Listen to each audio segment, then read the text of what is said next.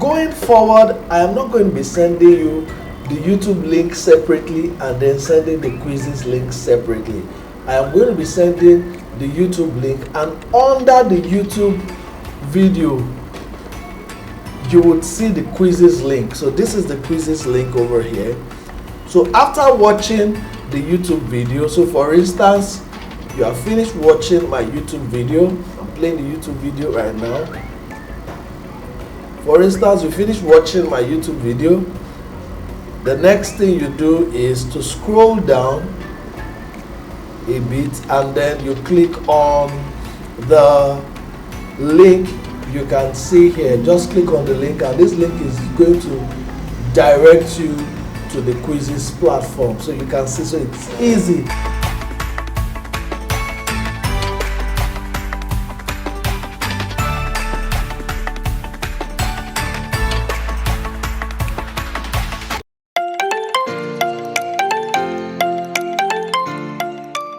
My name is Mr. Nate, and today I'm going to be taking us on the lesson review for our ICT lesson week 3 and week 4. But before we go on, let's look at what we are going to be learning this week. We're going to be talking about data and information.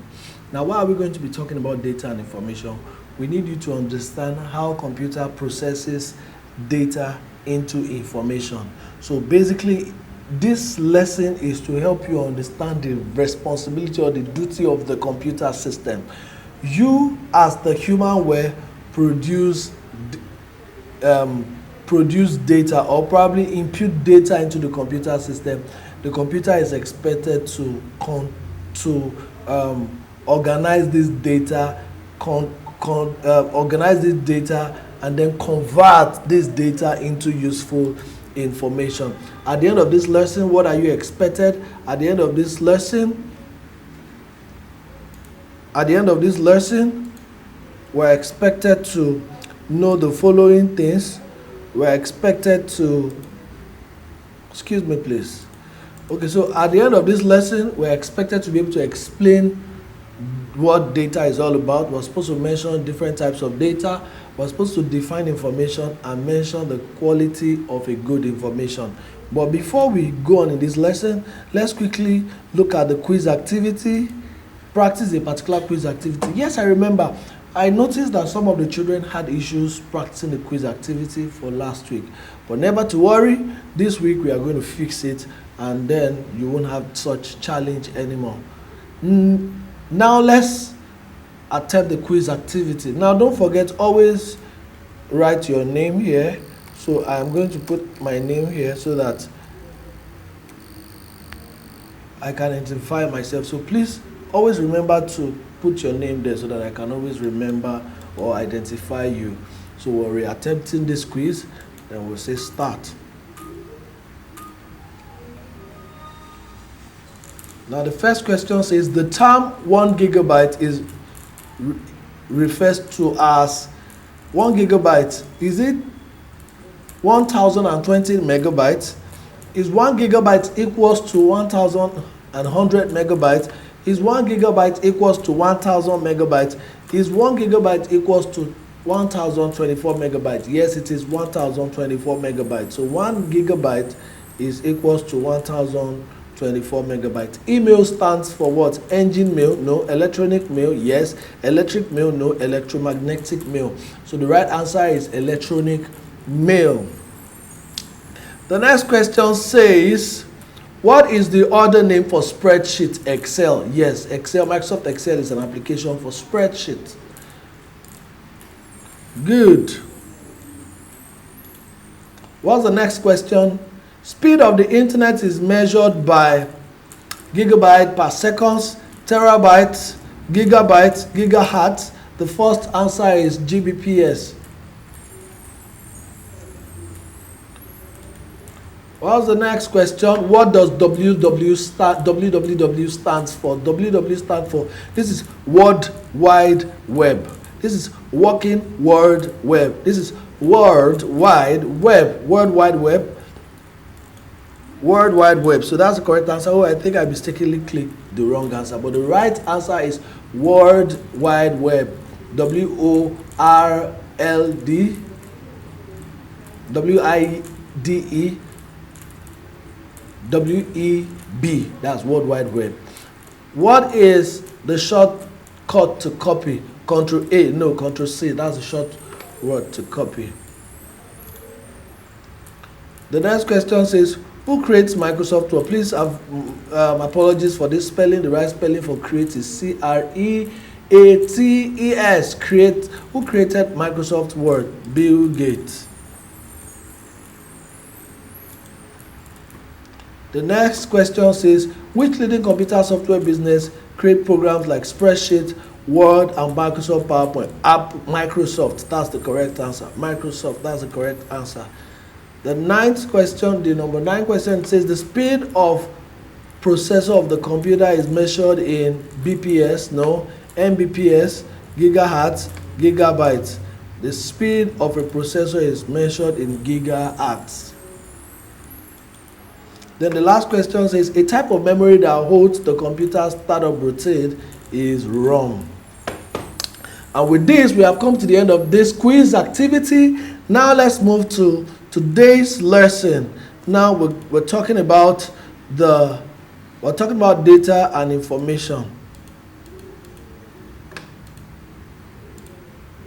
So what is data? Data can be defined as a representation of raw facts, concepts which should be suitable for communication after it has been interpreted or processed by human or electronic machine into complete information.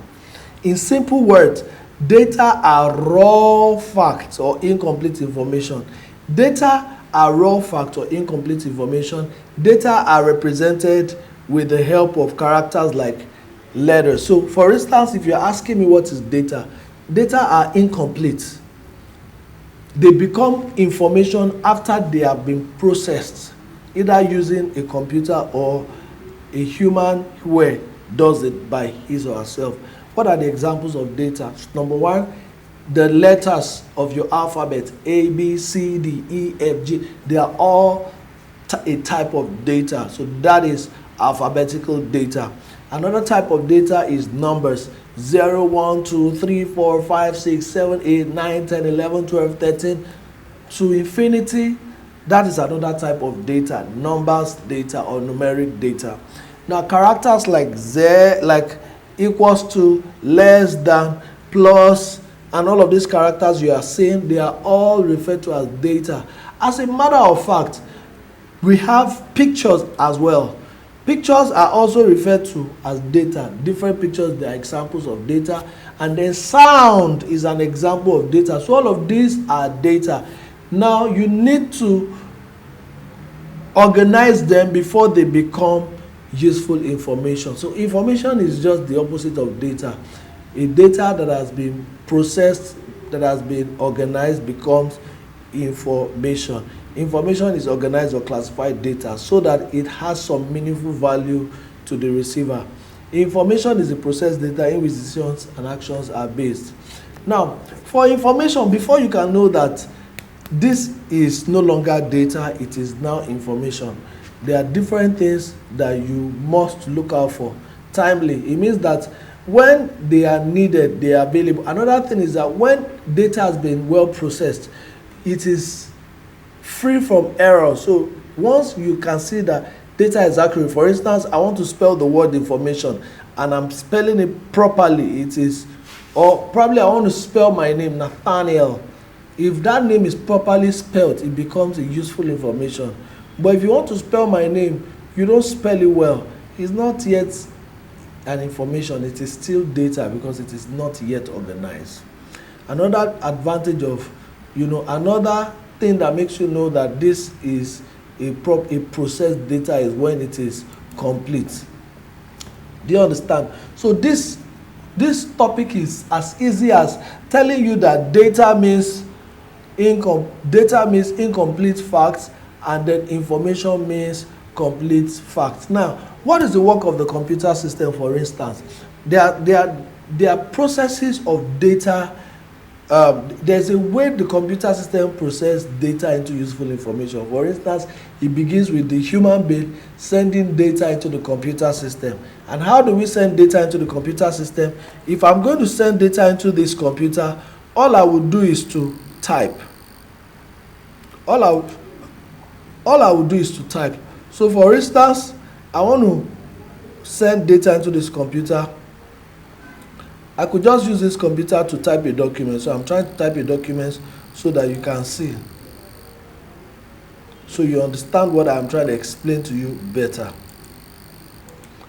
Now I'm trying to type A, B, C, D, E, F, G, H, I, J. All of this is not making any sense to me yet.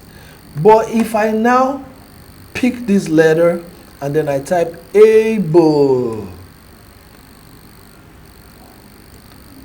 I have been able to organize this data into a useful information. Now I pick the letter A as part of the letter I need to form this word. I pick the letter B as part of the letters that I need to form this word. I pick the letter L as part of the letters that I need to form this word. And then I pick the letter E as part of the letter that I need to form this word. Now you can see able. I was able to rearrange this data A, B, C, D, E, F, G, H into a meaningful information. Now this is now useful, able. I can even change the word to a name, Abel.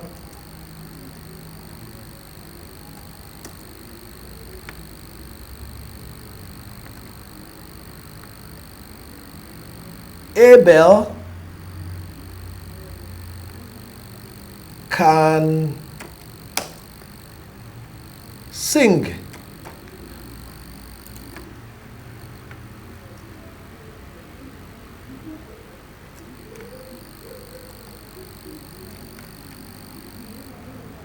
So you can see we have different letters here. I have just picked these letters to form this word. So what is the data processing cycle? What does it look like? The first thing is that the human will or the human being sends this data into the computer system.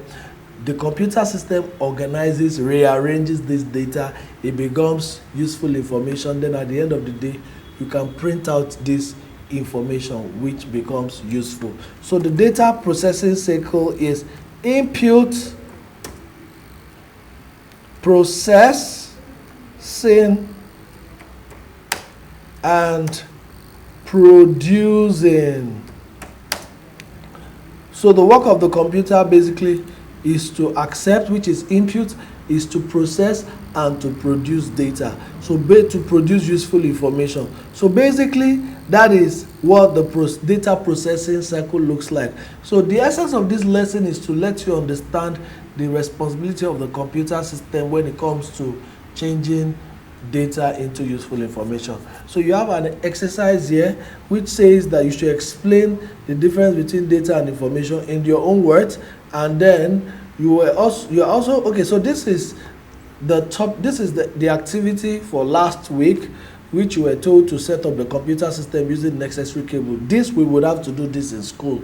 I'm not sure you'll be able to do this activity at home, but this has brought us to the end of this lesson. I'm sure you enjoyed this class, and I'm sure that you are going to practice the quizzes activity, or I am hoping, or I'm encouraging you to practice the quizzes activity that I will post at the end of this video. So please watch out for the quizzes activity that I'm going to post, and please practice the activity. Lastly, don't forget to like this video and follow us on, don't forget to like this video and subscribe to this YouTube channel. I promise you that next week's lesson is going to be more interesting.